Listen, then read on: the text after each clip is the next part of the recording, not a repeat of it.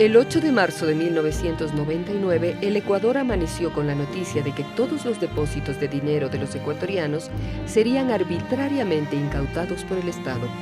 10 meses después, el presidente Maguad anunció la dolarización de la economía nacional y el anclaje de la cotización del dólar en 25.000 sucres. ¿Qué pasó? ¿Por qué llegamos a una crisis tan profunda? ¿Quiénes son los responsables del mayor saqueo que este país jamás haya sufrido?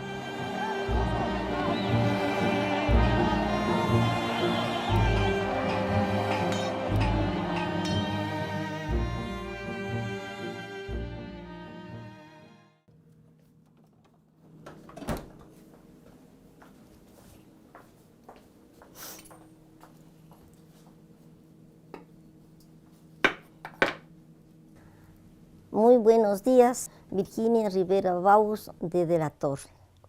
Nací en Huigra hace 81 años. Mi instrucción primaria la hice en la ciudad de Riobamba, donde se radicaba mi familia. La secundaria en el Colegio Nacional Riobamba, el primer grupo de bachilleres. Vine a la universidad y cursé un año de medicina. Pero ahí solo pasé el primer año y después me conseguí por la parte económica, me dieron una beca para que siguiera trabajo social. A ver, yo trabajé más o menos en 1975, más o menos, porque trabajé 10 años y a los años de haber renuncié. Entonces volví a reingresar, pero con disgusto de mi esposo. Ya también le tocó, pues entonces dice mi hija, nunca, eso sí, nunca dicen los hombres, discúlpame, ni perdóname que yo me porté mal, ¿no? Te entiendo nomás, me decía. Bueno, yo me jubilé en el 95. Entonces ahí sí ya no tenía miedo a nadie ni nada. Ya me llaman pues las compañeras jubiladitas, dice compañerita, se ha dado el progreso y ya en la plata, así rapidito me salí pues. Y a mí no me roban los sinvergüenzas un centavo. Si me quitan todo por alguna causa de lo que no tengo, tomen. Pero si me roban un centavo, no tolero el robo de centavo, ni interna y peor externamente estos sinvergüenzas.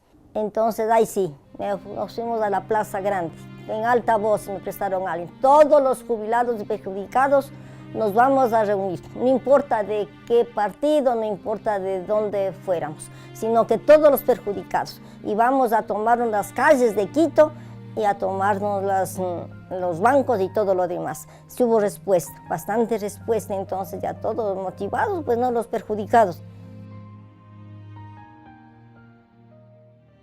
Al final de la Segunda Guerra Mundial, Estados Unidos surgió como la mayor economía mundial, acumulando el 80% de las reservas mundiales de oro, 2/3 de la producción de petróleo, más de la mitad de la electricidad y un contingente bélico muy poderoso. Sin embargo, necesitaba ampliar sus mercados. En ese contexto, en 1944, las economías más fuertes del planeta se reunieron en el complejo hotelero Bretton Woods, en Estados Unidos, para acordar lo que se llamó el nuevo orden económico internacional. En la posguerra, cuando Estados Unidos logra convertirse en la potencia hegemónica del mundo y cuando tiene el mundo a sus pies, convoca a todos los países amigos del mundo en un pueblito cerca de Washington para construir el nuevo orden internacional.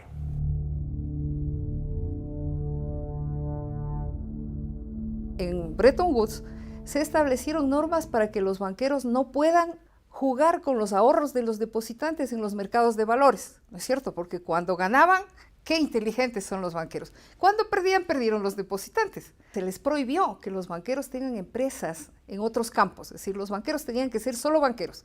Esto con el objeto de impedir que tengan la tentación de utilizar ellos mismos en sus empresas los ahorros de los depositantes, ¿no es cierto? Y entonces ahí se construye lo que se llama la arquitectura financiera internacional, que tiene 3 patas. La una, la creación de un Banco de Desarrollo Internacional, denominado Banco Mundial. Un Fondo Monetario Internacional que sería el encargado de monitorear a todos los países para que no caigan en crisis financieras. Y una tercera pata de este nuevo sistema financiero internacional es el tener una moneda común. El dólar tenía, para que tenga credibilidad del mundo, estar atado al oro. Al sistema monetario que fija el valor de una moneda con el patrón oro se denomina convertibilidad. Los Estados Unidos podían poner en circulación una cantidad de billetes dólar en proporción a la cantidad de oro que tenían en sus reservas. Pero la disputa por la hegemonía mundial enfrentó a Estados Unidos y a la ex Unión Soviética. Los Estados Unidos, endeudados por su conquista de la Luna y por intentar ganar la guerra con Vietnam, necesitaron grandes sumas de dineros, pero tenían un déficit en su balanza comercial. Así que en 1971, el presidente Nixon decidió terminar con la relación oro-dólar o la convertibilidad para poder imprimir dólares en enormes cantidades. La Reserva Federal, que es el Banco Central de los Estados Unidos, es de propiedad de banqueros y grandes empresas financieras. Entonces, fíjese usted que los banqueros tengan las máquinas de imprimir los billetes. Este hecho dio inicio a una globalización financiera cada vez más desregulada y a una abundancia de dólares que desembocó en América Latina por medio de préstamos. Los grandes capitales, buscando aumentar sus ganancias, salieron a la denominada cacería de clientes, y América Latina, a nombre de un supuesto progreso, empezó a adquirir deudas que poco tiempo después, por el alza de intereses, se volvieron inmanejables. Vean, señores, alístense en que les vamos a saquear. No, eso no lo dicen. Dicen, señores, alístense en que viene el progreso económico y social. ¿No es cierto?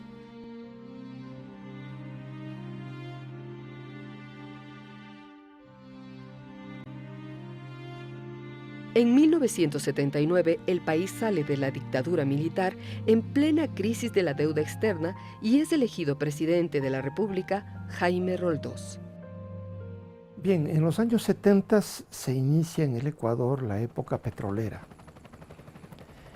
Pero al comenzar el segundo gobierno militar, tras el derrocamiento del general Rodríguez Lara y su sustitución por los jefes de rama de las Fuerzas Armadas, tuvimos un gobierno que en ciertos momentos mantenía algunas formas de vocación nacionalista aisladas, pero en general las finanzas públicas fueron manejadas por personajes de la banca privada y personajes formados en el ideario neoliberal, como el señor Santiago Sevilla, que fue ministro de Finanzas de la dictadura, y que se preocupó de llevar lo que él mismo llamó un endeudamiento agresivo del país, supuestamente para hacer grandes obras públicas y de desarrollo del Estado. Y es así como el Ecuador entró en ese plan de endeudamiento agresivo y al término de la dictadura se encontró el país más endeudado que antes. Lo más perverso de todo eso, y a propósito hay que decir que se endeudó en primer lugar el gobierno con grandes cantidades, la banca privada nacional, las empresas e incluso personas naturales, ¿no? El problema grave, y ahí estuvo la mala intención en el norte, de que en el año 79 y 80 nos suben la tasa de interés del 6% hasta el 21%. Fue una puñalada por la espada para los países del sur sobreendeudados. Y eran deudas que no eran precisamente de beneficio para el desarrollo. Eran deudas que terminaban en departamentos en Miami, compras y adquisición de bienes caros o suntuosos, o simplemente era endeudamiento por endeudamiento. No hubo un crecimiento de desarrollo en el caso ecuatoriano, no hubo un crecimiento productivo, no era un crédito que se destinó para la industria, no. Y es en ese momento que los banqueros, representados en un comité de 5 bancos grandes y acompañados del Fondo Monetario Internacional, exigieron al Ecuador, ¿no?, en primer lugar, que tomemos o estaticemos la deuda privada. En segundo lugar, nos ofrecieron dar dinero para facilitar algunos pagos. Y obviamente lo más grave y duro y que afectó a toda la historia del Ecuador fueron las medidas de ajuste del Fondo Monetario Internacional.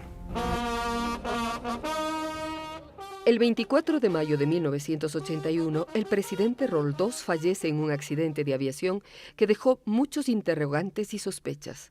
La Constitución vigente decretaba la sucesión del vicepresidente, el demócrata cristiano Osvaldo Hurtado, quien tomó las riendas del gobierno.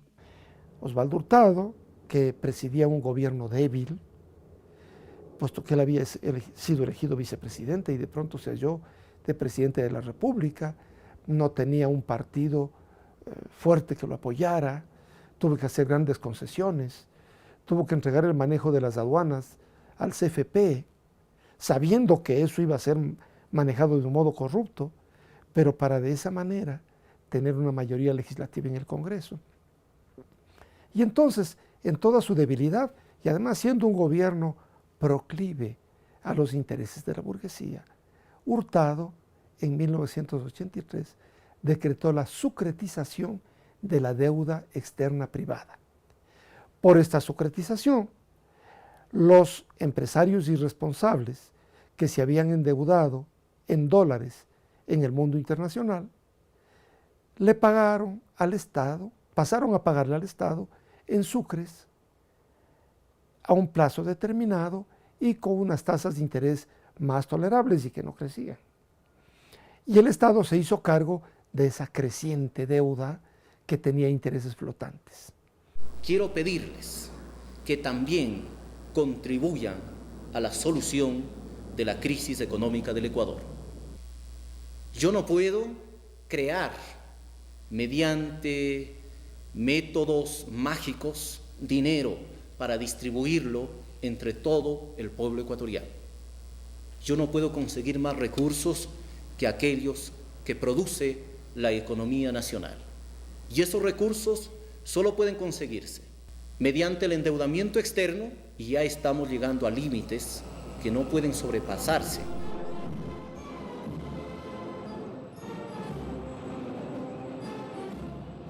Cuando viene la crisis, ¿no?, y viene acompañada también de una reducción del precio del petróleo, lo que hizo difícil el pago, entonces para los acreedores, las empresas privadas y la banca privada estaba en camino de quiebra casi segura.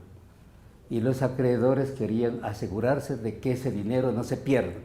Y la única manera de asegurarse que ese dinero pueda ser recuperado por la banca internacional es obligar al Estado que asuma esa deuda. Veamos qué fue la sucretización.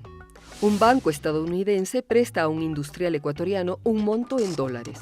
Dicho industrial, al poco tiempo, por descuidos, irresponsabilidades o dificultades, ya no está en capacidad de pagar su deuda. Entonces, para no verse perjudicados, los prestamistas, el FMI, el Banco Mundial y el industrial local presionan al gobierno ecuatoriano para que asuma esa deuda en dólares. El gobierno de Hurtado acepta hacerse cargo de las deudas en dólares y establece que en adelante los deudores le pagarían al Estado en sucres que cada día valían menos. De esta manera se calcula que las pérdidas para el Estado fueron de aproximadamente 4.462 millones de dólares. Y obviamente este proceso estuvo manchado también de abusos y corrupción por la banca local y por la gente que se sucretizó, por las empresas que se sucretizaron.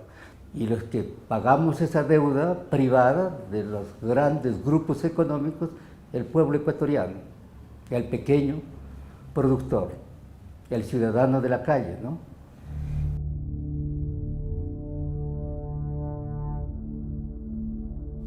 Juro ante Dios y ante la patria que jamás os traicionaré.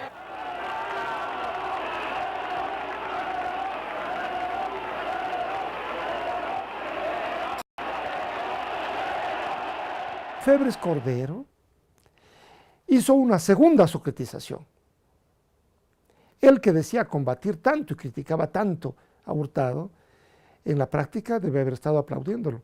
Se dan muchas renegociaciones de la deuda, 3 o 4 renegociaciones. Cada año hay una renegociación y esas renegociaciones efectivamente son totalmente negativas para el país. Los sucretizados tuvieron más beneficios que los que les dio Osvaldo Hurtado, porque se les extendió el plazo para pagar la deuda por 7 años. Se les congeló la tasa de interés a valores insignificantes frente a las tasas vigentes en el mercado de la época, ¿no?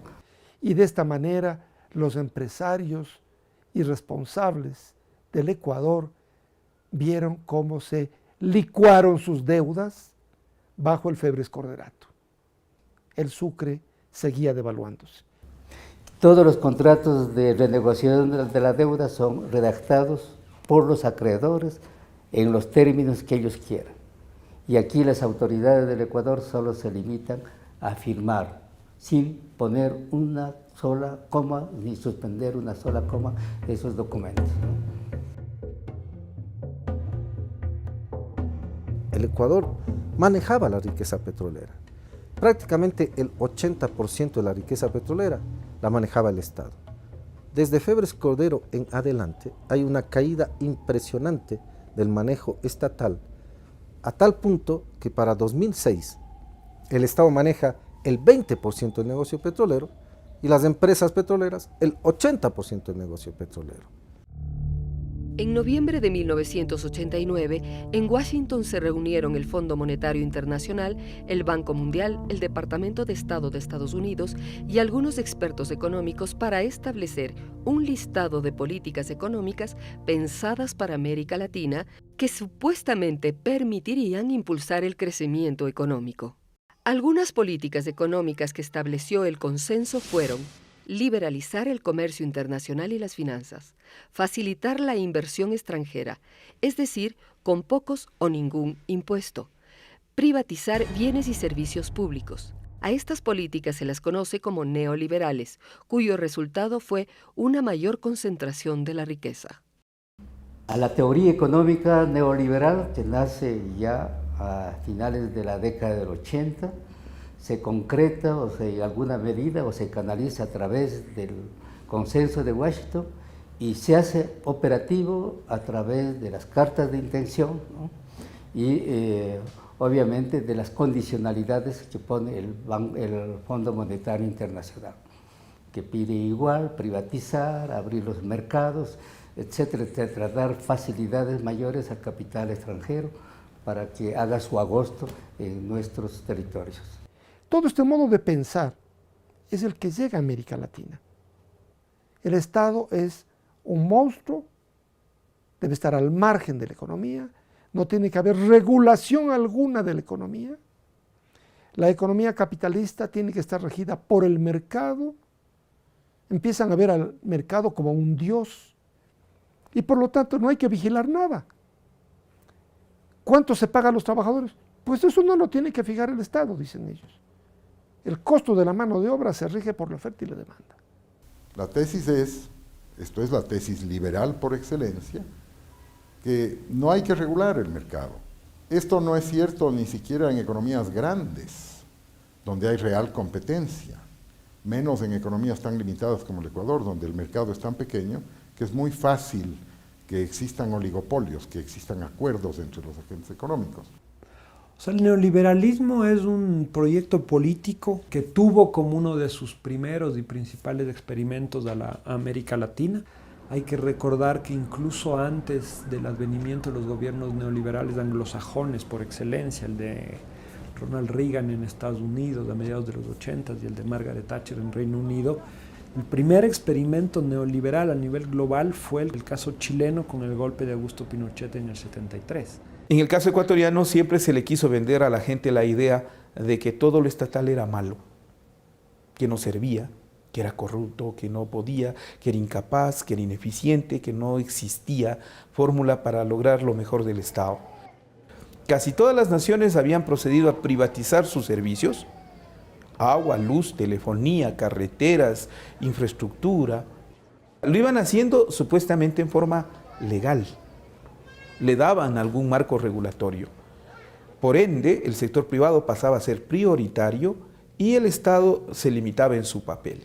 Por ejemplo, en el caso del Ecuador se decía, las tasas de interés van a bajar porque van a venir capitales. Entonces va a haber más crédito, todos vamos a tener crédito, entonces va a aumentar la producción, va a aumentar el empleo y todos vamos al sueño americano, sin necesidad de abandonar el país.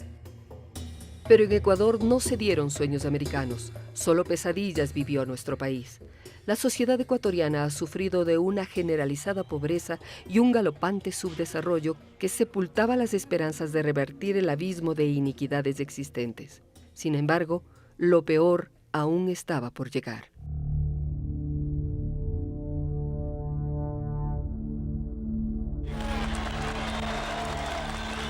¡Viva el Ecuador! ¡Viva la presidencia de Sixto Durán Ballén! ¡Sixto presidente!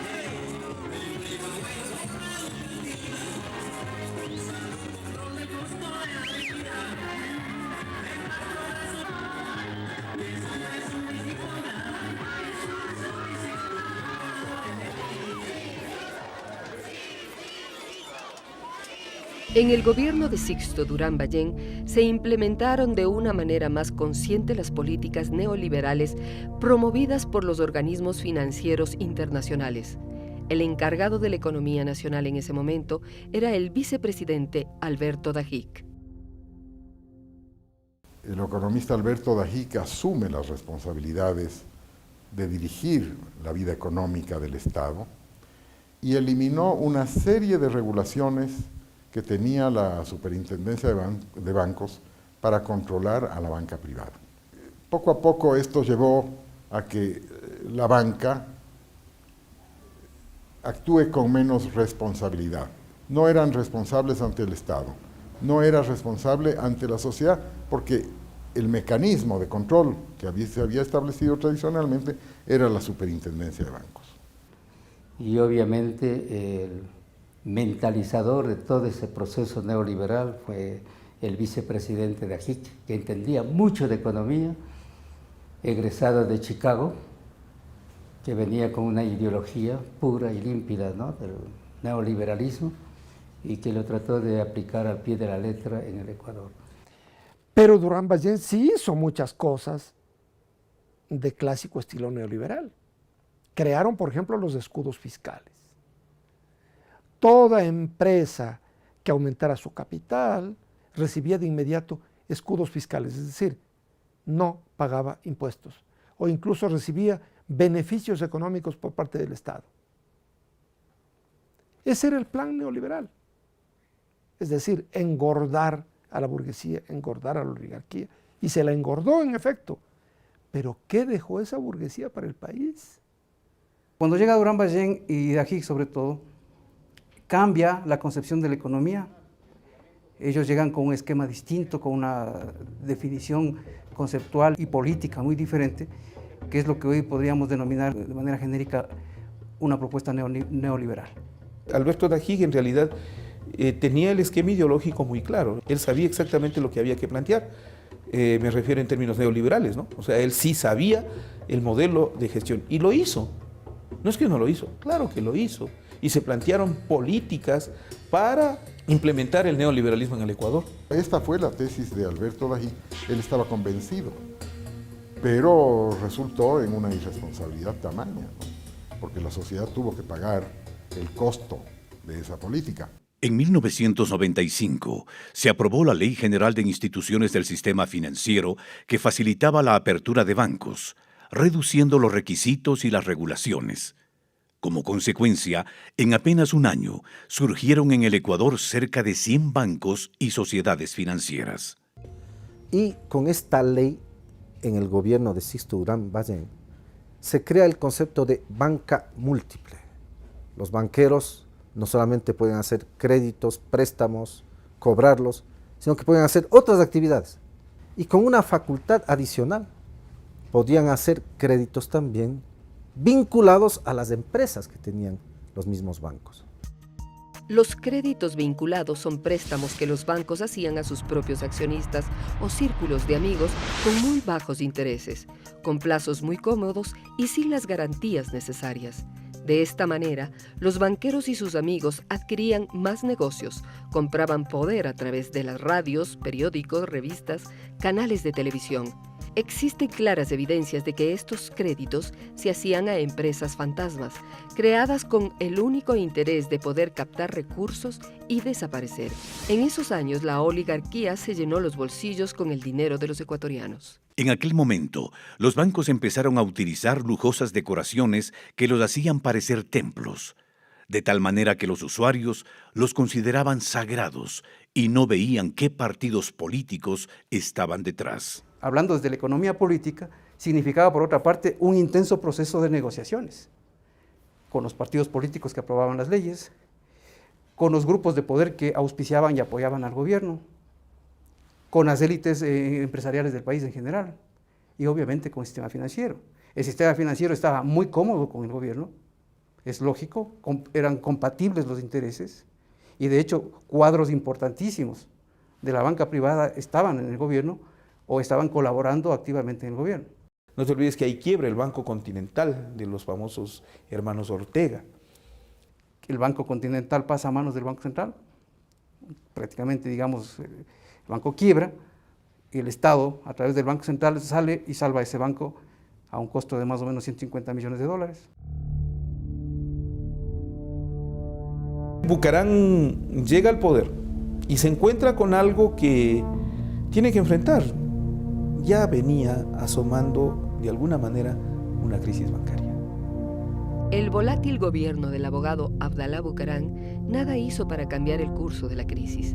Comenzó a asesorarse con expertos neoliberales argentinos buscando la posibilidad de realizar una convertibilidad monetaria, es decir, equiparar la moneda nacional, el sucre, con el dólar.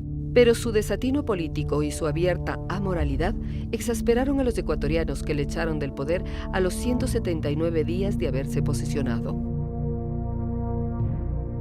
Luego del derrocamiento de Abdalá Bucaram, Fabián Alarcón, presidente del Congreso en ese momento, es elegido por este como presidente de la República, en una componenda que dejó fuera a la vicepresidenta Rosalía Arteaga, a quien le correspondía la sucesión. Su gobierno de 1 año y medio solo atina a devolver favores indiscriminadamente con la chequera del Estado. ¿No es cierto? El señor Alarcón, con su único propio voto y una serie de amarres políticos, llegó a convertirse en presidente de la República. Creo que es una de las más tristes, vergonzosas experiencias de nuestra historia. Un presidente que subió con tan malas artes y que luego cayó de tan triste manera hasta llegar finalmente a la cárcel. Al final del interinazgo de Alarcón se convoca a elecciones. Los candidatos que llegan a la segunda vuelta son el millonario bananero Álvaro Noboa y el demócrata cristiano y ex alcalde de Quito, Yamil Maguad. El poder político estaba totalmente, también como las empresas, vinculado, digamos que era de propiedad de los banqueros. ¿Por qué? Porque los banqueros financiaban y financian las campañas electorales con el dinero de los depositantes, con nuestros ahorros. Los banqueros, una parte de los banqueros, concretamente Aspiazu, financió la campaña de Maguad. La democracia popular había recibido un financiamiento poderosísimo que le suponía una lógica de lealtades y de favores.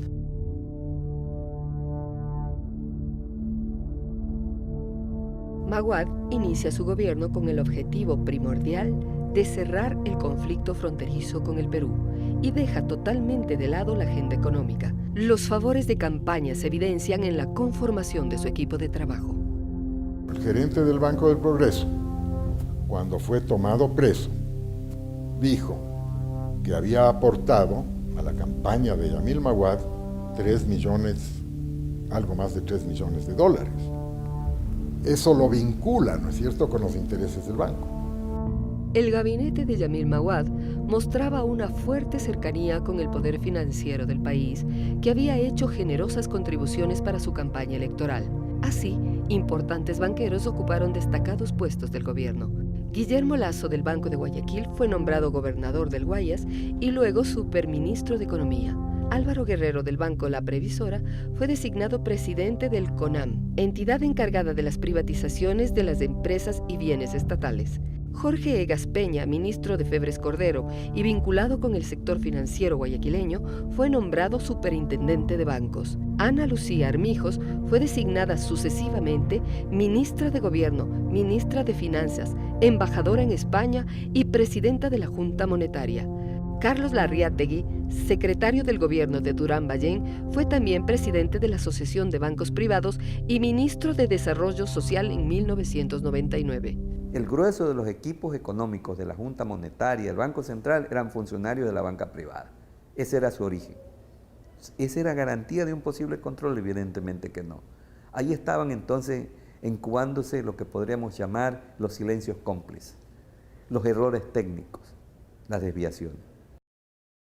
La estructura financiera de los bancos en ese momento, en efecto, había mucha fragilidad, a pesar de que muchos banqueros mantenían el discurso hacia afuera de que todo estaba bien. No se entendía la dimensión de esa crisis. ¿Y cuál era la dimensión de esa crisis? La dimensión era en que no teníamos previsto un sistema productivo. Éramos consumistas hasta el grado extremo, pero no producíamos nada más que el petróleo. Yo digo, ¿en dónde estuvieron el resto de procesos productivos en el Ecuador? En ese entonces, la economía del Ecuador estaba muy golpeada. Primeramente, en 1998, las provincias de la costa sufrieron las consecuencias de uno de los más fuertes fenómenos del Niño, que generó inundaciones y pérdidas para los productores. Por otro lado, la crisis financiera internacional generó una fuerte caída de los precios del petróleo que llegaron a bordear los $6 por barril, impactando con fuerza en la economía nacional. El Ecuador estaba inmerso en la crisis mundial sin defensa de ningún tipo, sin política, sin leyes, y por eso se adoptaban cada vez más las medidas que planteaba en sus cartas de intención el Fondo Monetario Internacional, que no es que las planteaba, las imponía. Con la política de privatización de este gobierno, que satisfacía al Banco Mundial y al Fondo Monetario Internacional, se redujo el empleo público y se convenció a muchos usuarios para que cambiaran sus ahorros físicos por pólizas de acumulación que prometían excelentes beneficios. Yo era tan contenta con el interés que nos pagaba el Progreso. Y decían ambición. Digo, no es ambición, porque ambición es tener más de lo suficiente y querer obtener más de lo necesario. Pero si era necesario para la subsistencia de nosotros, pues no de las y los jubilados, de que la pensioncita nos suba y un interés. ¿Cuánto pesó la ausencia de conciencia crítica o de autoconciencia de todos los agentes económicos, incluso de los clientes? No hay, yo sostengo que no hay una cultura económica de ahorro.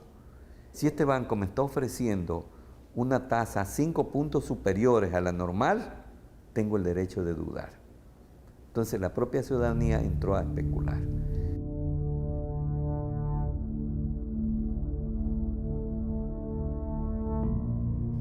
El caso del Filambanco es emblemático por el volumen. Hablamos de millones y millones de dólares. En ese momento el Filambanco manejaba el 30% del comercio exterior. En octubre hay todo un cabildeo, todo un juego de presiones. Hay una alerta amarilla prácticamente ya, una alerta naranja, digámoslo así. Y al final el diagnóstico es categórico y lapidario. Filambanco había entrado en un gravísimo problema de solvencia y eso tenía que asumirse y resolverse de alguna manera. En la primera semana de diciembre de 1998, el Congreso Nacional, con la mayoría social cristiana, demócrata cristiana y roldosista, aprobó la ley para la creación de la Agencia de Garantías de Depósitos, AGD, que obligaba al Estado a hacerse cargo de las deudas de los bancos. Justo lo que el Filambanco estaba esperando. En tan solo 48 horas, el banco más grande del país ya estaba dejando todas sus deudas en manos del Estado ecuatoriano. El 1 de diciembre, el Congreso Nacional aprobó la creación de la Agencia de Garantías de Depósitos, una entidad estatal encargada de sanear el sistema financiero en crisis y garantizar la devolución de la totalidad de depósitos a la banca quebrada. Dicha entidad concedió millonarios desembolsos con dinero del Estado, es decir, de todos los ecuatorianos. Garantías de depósitos existen en muchos países. Nunca hay una garantía ilimitada. Y las garantías de depósitos están reguladas por agencias de garantías de depósitos que se crean con capital de la banca privada. O sea, la banca está obligada a aportar un porcentaje de los depósitos para garantizar los depósitos a los particulares. Así se creó también la AGD. La Agencia de Garantía de Depósitos viene a constituirse en ese espacio en el cual se respaldaba al sistema financiero para que quiebre. Porque en el fondo fue eso, fue respaldarle para que quiebre, fue crear un fondo de compensación a la quiebra para mantener y sostener los pagos que había que hacer a los ahorristas o cuentacorrentistas. Cuando nosotros tuvimos la crisis, como también afectó el fenómeno del Niño, ¿no? Y los agricultores de la costa habían perdido hasta las semillas. El Banco Nacional de Fomento pedía que el Banco Central le preste 10 millones de dólares para prestarles a los agricultores para que compren semillas. Y el Banco Central les dijo, no, porque eso es inflacionario. Pero al día siguiente le entregó al Filambanco 450 millones de dólares. La Superintendencia de Bancos también era una entidad autónoma. Tenía que regular, controlar, auditar a la banca. La Superintendencia de Bancos debería ser una entidad independiente de la banca privada, independiente de partidos políticos. No lo fue. El superintendente de bancos era un banquero. Simplemente actuó para proteger a la banca. El Estado se hacía cargo de las obligaciones de la banca privada, ¿no? Y eso, claro, eso generó un costo enorme para el Estado y para la sociedad ecuatoriana. El sucre se devaluó al 100% trimestral. O sea, cada 3 meses el sucre valía la mitad. Ya. Pero ¿qué es lo que estaba detrás de esto? Estaba el fenómeno de que el Banco Central fue saqueado, no el Banco Central, los ecuatorianos. En esas condiciones, la gente busca dólares y comienza a sacar dólares, claro, de los bancos, porque la caída del sucre es cada vez más estrepitosa. Y a ese fenómeno se suma el fenómeno de la deuda de empresarios y de ciudadanos impaga hacia los bancos. Empieza a acumularse una cantidad de deuda que nadie paga y que también desestabiliza a los bancos. El gobierno jamás va a incautar, jamás va a confiscar las cuentas de nadie. Comunico a la opinión pública que la Junta Bancaria ha resuelto declarar un feriado bancario por el día de hoy. Se nos interrumpió para darnos una noticia que la daría el superintendente de bancos de ese entonces. Se decretaba por 24 horas un feriado bancario. Hemos considerado necesario prolongar por un día el feriado bancario decretado hoy por la Junta Bancaria. Pero de las 48 horas la crueldad fue mayor cuando se volvió una semana completa, la del feriado bancario.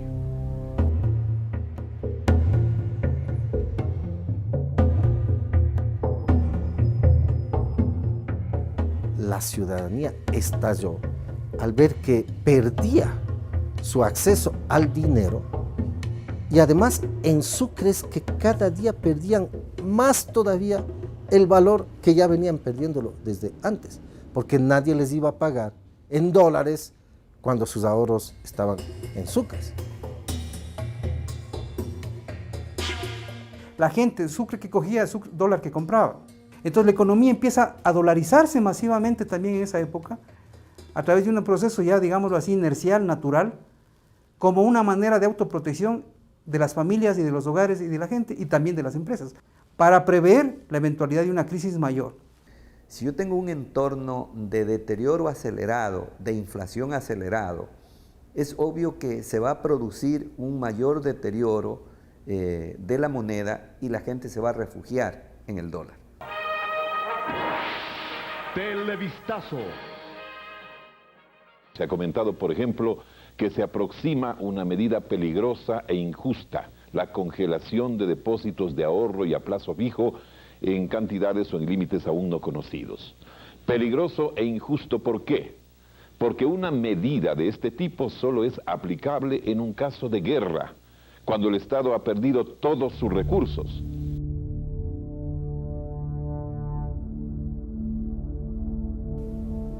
Para abrir los bancos se anunció que se procedía a incautar los ahorros y los depósitos.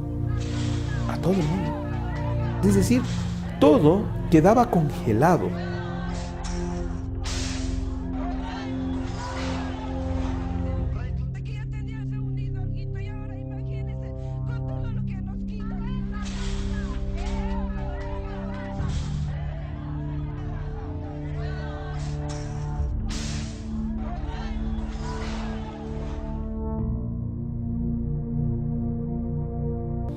Y aquí se da otro proceso grave. Existieron sectores con un manejo privilegiado de la información que sacaron los dineros. Y hubieron personas, instituciones y sobre todo sector financiero que manejaron esa información privilegiada con el fin de perjudicarle al Estado ecuatoriano y a sus ciudadanos, porque fue un perjuicio colectivo. El año 98-99 sobre todo es un año trágico, porque ahí es el crack financiero.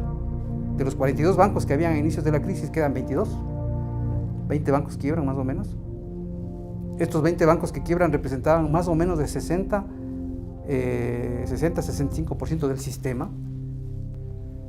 En marzo de 1999, la situación ya es demasiado clara ante la inminencia de una crisis bancaria generalizada, porque un segundo banco de importancia, el Banco del Progreso, también entra a un esquema de salvataje y enseguida están en riesgo todo el sistema.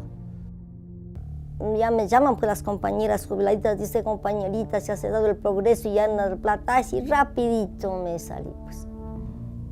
Ay sí, yo sí dije, les guste o no les guste, en casa o fuera de casa, yo voy a llamar a todos los jubilados.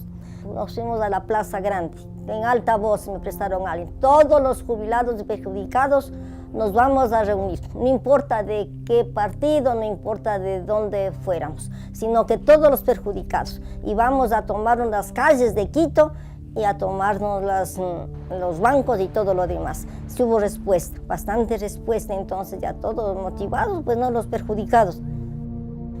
Y sobre todo en la forma, ¿no?, de que nos usurparon de la noche a la mañana.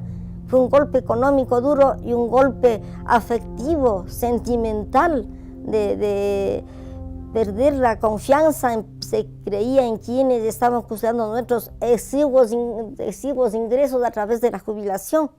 El Banco del Progreso había sido el número 1 en captaciones. El 52% de esas captaciones estaban en la Sierra Ecuatoriana.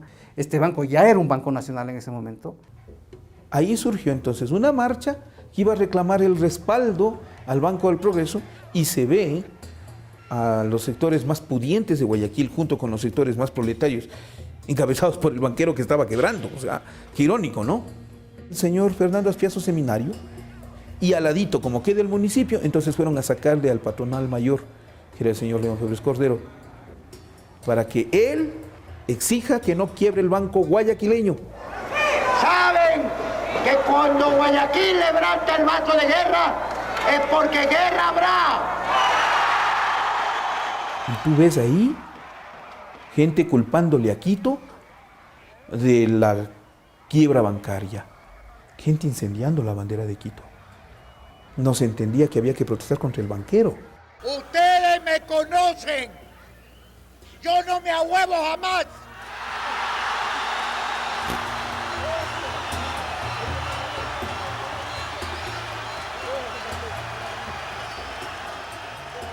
¿Cómo se puede manipular a la masa para que se olvide de sus reclamos y se dirija por otro lado?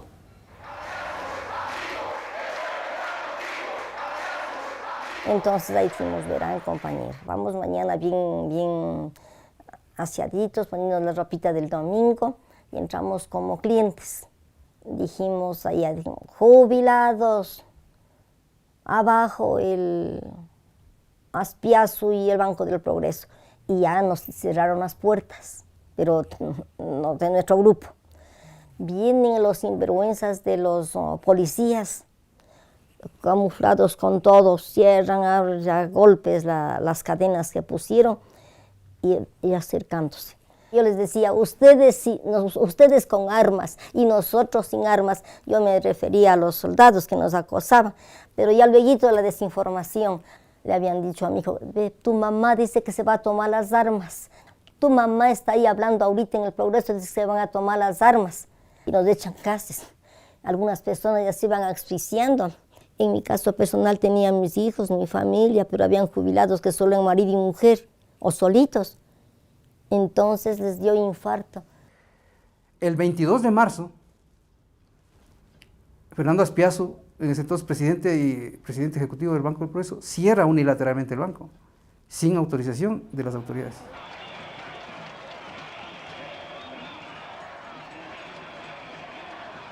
Usted dice que ya no tiene nada más que hablar con nosotros. Vamos con usted a la AGD y usted entrega el banco a la AGD. Aspiazu sigue en la administración del banco hasta julio. Esa es la gran pregunta que no ha terminado de responderse.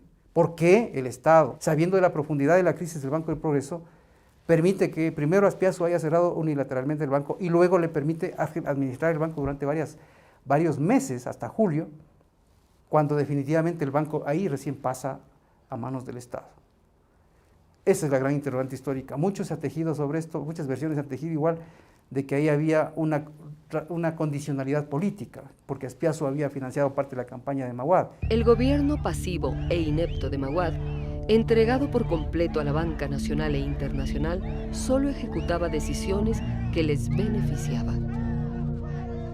Cierto personaje ecuatoriano me ha dicho que fue a visitarlo al doctor Maguad, un altísimo funcionario del Estado, fue a visitarlo. Entró y que el doctor Maguad estaba en una pose mística. Estaba transportado al nirvana. Y que mientras que el país se caía a pedazos, y que este funcionario lo sacudió, tenían la confianza suficiente como para eso, lo sacudió de los hombros y le dijo, reacciona, tienes que ponerte al frente del gobierno, haz algo, no puedes estar dedicado a este misticismo. Lo cuento como me lo contó el protagonista de ese hecho. Y eso es lo que hay que revertir. El acuerdo con el fondo sin duda es un gran impulso para que eso cambie, porque significa que organismos internacionales muy estrictos, que exigen muchas cosas antes de poner dinero, van a poner una buena cantidad de dinero en el país. Y significa que nos dan un aval internacional de que la economía está bien manejada. No hemos tenido programa con el fondo en el Ecuador durante 6 años y ahora estamos muy cerca ya de conseguirlo. El eventual acuerdo con el FMI venía como siempre con condicionamientos muy fuertes y medidas que debían ser implementadas como el aumento del precio de los combustibles. Pero el pueblo ecuatoriano esta vez le puso un alto al presidente.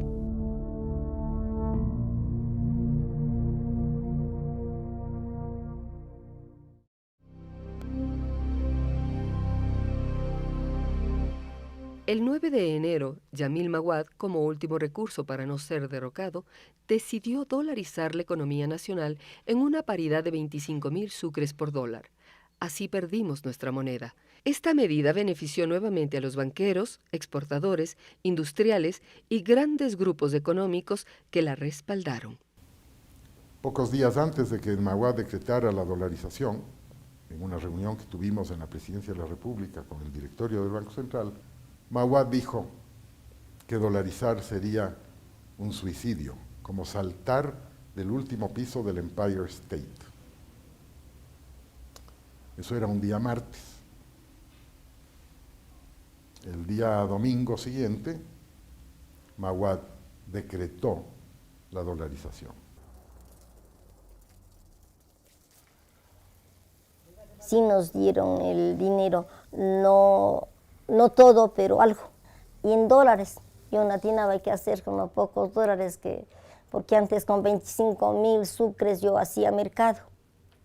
Después con el dólar, para el paquete de cebolla, un poco de zanahoria y punto. Entonces ahí me llamaron y dijeron, vea calladito nomás, le vamos a devolver su dinero. Pero ya no seguirá gritando en las calles. Bueno, les dije al otro, enseguidita salir de ahí. Eso más. Entonces en ese filambanco eran millares de personas retirando como caridad, pero también no dejábamos de gritar. ¿Quiénes eran los sectores que empujaban por la dolarización? Aquellos que querían enjuagar sus deudas en sucres. Habían contratado deudas cuando el dólar estaba a 5.000 y querían pagar esas deudas con dólares de 25.000, o sea, la quinta parte. De esta manera, las deudas contraídas en sucres se diluyeron en la quinta parte, pero también se diluyeron los ahorros de los ecuatorianos. Veamos un ejemplo. Si un empresario antes de la crisis contrajo una deuda de 10 millones de sucres, equivalente en ese momento a $2.000, terminó pagando, luego de la dolarización, solamente $400, es decir, 5 veces menos. Similar a lo que el otro demócrata cristiano Osvaldo Hurtado y el social cristiano Febres Cordero habían hecho al sucretizar las deudas privadas en los años 80. De igual manera, un cuentaahorrista que antes de la crisis tenía depósitos por 5 millones de sucres, equivalentes a $1.000 en ese momento, recibió luego de la dolarización solamente $200, es decir, la quinta parte del total de sus ahorros iniciales. El 21 de enero del 2000, Maguad fue derrocado por una movilización popular en la que participaron mayoritariamente organizaciones indígenas. Al día siguiente, el vicepresidente Gustavo Noboa asumió el poder y ratificó la dolarización. La crisis de 1999 dejó un país demolido, con instituciones desmanteladas. Además, generó una crisis política profunda y dejó a los ecuatorianos sin esperanza en el futuro. En el año 99 y 2000 había una especie de depresión colectiva brutal. O sea, el estado de ánimo de la población estaba pulverizado. Pero ¿cómo explicar que en medio de semejante crisis, sin esperanza, sin referentes, sin vías efectivas de saber que es posible mover en algo el férreo poder de las élites, no te mueves, ¿no? La protesta es una forma de acción colectiva que se da en acto, que se da de modo visible, pero el éxodo también es una señal de un malestar, de una disconformidad, de una imposibilidad, ¿no? Es decir, aquí no puedo desarrollar mi proyecto de vida. La dolarización le debe mucho al migrante, porque el migrante fue el que apuntaló las primeras bases de la dolarización entre el 2000 y el 2004. En tan solo 11 años, de 1999 al 2010, llegaron cerca de $23.000 millones en remesas a nuestro país. Fueron los miles de migrantes ecuatorianos los que cargaron sobre sus hombros el proceso de dolarización. Como consecuencia de la crisis, se produjo en el Ecuador una estampida migratoria sin precedentes. Si en 1990 emigraron 23.000 ciudadanos, en 1998 fueron 41.000 quienes dejaron el país. En 1999, 91.000 migraron. En el 2000, 176.000 ciudadanos salieron del país. Cifra récord en la historia del Ecuador. Los ecuatorianos abandonaron el país en busca de mejores condiciones de vida para ellos y sus familias.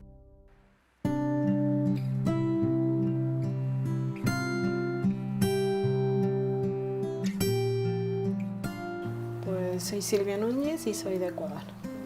Nunca en mi vida había pensado salir, incluso cuando me decían te vas a España, yo decía no me voy. Pero pues nada, me separé, cambió la dolarización en Ecuador y no había mucho trabajo, ganaba muy poco y me quedé con mis 2 niñas y todo costaba pues $1, que eran 25.000 sucres, y digo, ¿de dónde me voy a sacar yo si apenas gano $30? entonces era imposible. Y pasamos hambre y un día dije, pues me voy. Y gracias a unas amigas que estaban aquí en España, cuando me dijeron te presto el dinero y te vienes, pues fue en 3 semanas. La verdad, mis amigas me decían que lo único que hay que trabajar aquí es de empleada en una casa. Tuve una época en que tenía pues 11 casas para limpiar. Me tenía que hacer así un cronograma para poder decir ahora me toca esta casa, mañana esta otra. Y al año 8 meses ya no pude más y dije me voy a traer a mis hijas. Pero luego formamos una asociación de trabajadoras sociales y homologamos nuestros títulos. Y luego me han ido conociendo y me llamaron para trabajar en Senami y reemplazar a la trabajadora social de ahí. Entonces sí, yo estoy muy contenta porque España me ha permitido ejercer mi profesión. Ahora tengo experiencia y me gustaría eso, volver y ejercer mi profesión en mi país, contribuir con lo que sé en mi país.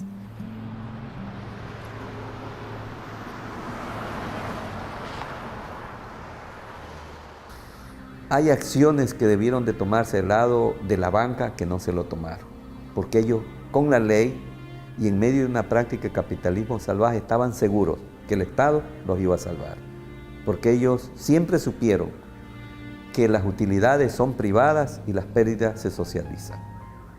Y confiando en eso, hicieron lo que hicieron. Los hermanos Isaías, dueños del Filambanco, huyeron a Miami, donde siguen gozando de impunidad y privilegios, aunque pesa un juicio en su contra. Fernando Aspiazu, dueño del Banco del Progreso, fue detenido por evasión de impuestos. Enfrentó numerosos juicios, por los cuales pasó recluido 7 años. Recientemente fue declarado insolvente por adeudar más de $880 millones al Estado. Alejandro Peñafiel, dueño del Banco de Préstamos, fue extraditado desde Beirut y sentenciado a 8 años de prisión. Fue liberado en el 2004 gracias a la Ley de Reducción de Penas y condenado a 8 años sin posibilidad de rebaja, pero huyó del país. Nicolás Landes, presidente del Banco Popular, fue encarcelado por 18 meses en Costa Rica, luego fue extraditado y permaneció 4 años en prisión. El presidente Yamil Maguad abandonó el país. Actualmente se encuentra prófugo de la justicia ecuatoriana, dictando clases en la Universidad de Harvard en Estados Unidos. Recientemente la Interpol negó a la Fiscalía la solicitud de extradición de Maguad. Ana Lucía Armijos, exministra de Finanzas en el gobierno de Maguad, trabaja actualmente en el área de política económica en el Banco Mundial de Washington. Jorge Egas Peñas, ex superintendente de bancos, fue sentenciado a 3 años de prisión por complicidad con los hermanos Isaías, acusados de peculado, y cumple arresto domiciliario. Como profesor, a mis alumnos, siempre he hablado del desastre de la economía ecuatoriana y de cuál debe ser el modelo de la economía ecuatoriana. Y ese modelo lo veo hoy construyéndose, haciendo realidad, ¿no? En lo que se refiere al desarrollo de las infraestructuras y a la construcción y al desarrollo, digamos, a la defensa de los derechos humanos, ¿no? Y al desarrollo social. Y en el desarrollo social son importantísimos lo que se está haciendo en salud, recién comenzando, hay que decirlo, y en educación. Y en educación necesitamos hacer la revolución completa.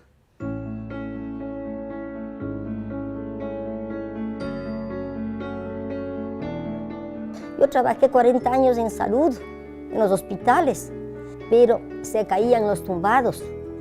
Entonces ahora sí veo, yo sí percibo los cambios. En el cambio salud principalmente, donde yo constante, donde yo viví, donde comenzó mi rebeldía. Todo lo que yo pensaba a mis 14, 18, 20 años, es como que me hubiera oído. No hay ni punto de comparación. Ver que no se caen los pisos, que no se caen los tumbados, qué alegría que le da uno. A mí me da gusto cómo ha cambiado, porque la estructura física también tiene mucho que ver con el tratamiento humano. Entonces yo sí veo cambios, yo siento los cambios, soy una persona ya más vieja, de cuando ya 81 años y medio. Yo sí me siento contenta, me siento tener esta vejez y dentro de que me dejan analizar y pensar yo como yo quiero y como yo siento. La gente quería un nuevo tipo de democracia y quería un liderazgo. Eran masas, recuerden ustedes, masas que salían a la calle, madres, padres de familia, a veces con niños en brazos, que salían todas las tardes, que salíamos todas las tardes a exigir un país distinto, un país mejor. Y finalmente eso dio un segundo aire a esa revolución ciudadana que venía de antes, que había sido frustrada, traicionada una y otra vez y que finalmente triunfó en las elecciones. Y el resultado es que mediante sucesivas elecciones democráticas, limpiamente democráticas, mayoritariamente democráticas, el Ecuador ha ido construyendo un nuevo país, un nuevo sistema político, una nueva forma de gobierno, y estamos viendo las bondades de eso. Un gobierno popular, un gobierno democrático, un gobierno que refleja los intereses del país, los intereses de las mayorías, y que ha hecho tan grandes transformaciones en el Ecuador.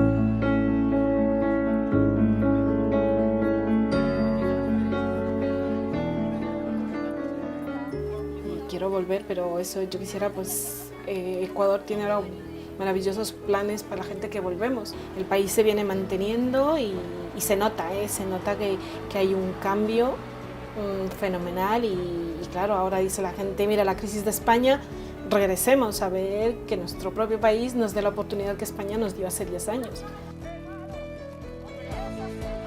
Yo creo que todos los que hemos salido de nuestro país tenemos que volver y contribuir al desarrollo de nuestro país una vez teniendo aquí haber adquirido experiencia y porque la verdad me siento que se ha terminado una etapa aquí en España. Mucha gente me dice, Silvia, ¿pero qué traes a Ecuador? Le digo, pues yo misma, mi potencial humano, yo misma que soy lo que más vale y mis manos y mi cabeza y mis ganas de luchar. Yo creo que habrá una oportunidad y encontraré un camino. Cualquiera que sea, si aquí estoy sobreviviendo y allá con mi familia, mejor todavía.